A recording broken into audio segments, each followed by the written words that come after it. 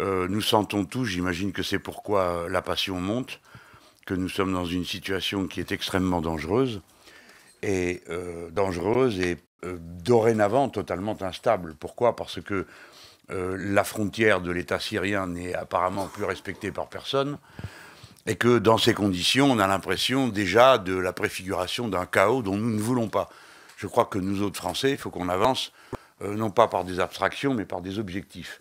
Notre intérêt par-dessus tout, c'est que la zone revienne en paix. Pour y parvenir, il faut éviter que les intérêts vitaux des uns ou des autres se sentent mis en danger au point de nécessiter une intervention militaire. On peut dire qu'à partir de là, on a à peu près la configuration qui doit organiser la réflexion. Là, tout le monde est dans une émotion qui est mauvaise conseillère, parce que l'attaque aux armes chimiques est naturellement tout à fait inacceptable.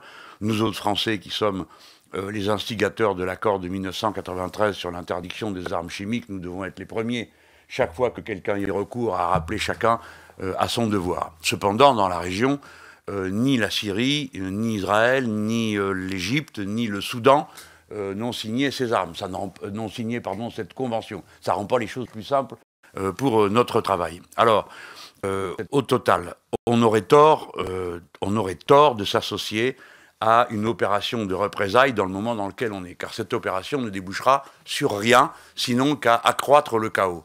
L'intérêt des Français, c'est de se positionner dans une attitude qui permet d'être ceux vers qui peut-être on peut se tourner, où on peut s'appuyer le moment venu pour réorganiser. Parce que le moment venu, il faudra rediscuter. Personne ne peut croire qu'on va régler de vive force quoi que ce soit à cet endroit-là. Je pense que, quels que soient nos avis aux uns et aux autres, personne ne croit qu'on réglera par des moyens militaires la situation en Syrie. C'est forcément des moyens politiques. Et moi, je le redis, autrefois, vous vous moquiez, quelques-uns se sont moqués, il est plus facile de conclure un accord dans lequel on ne met pas de préalable, c'est-à-dire notamment pas le préalable du départ de Assad et de son gouvernement, quoi qu'on pense de ce gouvernement, pour pouvoir avoir une négociation qui débouche sur la seule chose qui nous intéresse, c'est qu'à la fin, on puisse voter. Qu'on ne me dise pas que ce n'est pas possible, puisque pour finir, c'est là-dessus que tout le monde semblait s'accorder jusqu'à ce que la situation dégénère de nouveau. En tout cas, pour les Français, c'est une erreur d'aller se mettre dans cet attelage, parce que l'idée de la punition de la Syrie ne débouche sur rien, sur aucune perspective politique. Et c'est pas tout de commencer des guerres, c'est de savoir les arrêter le plus important et comment on sort d'une situation de guerre.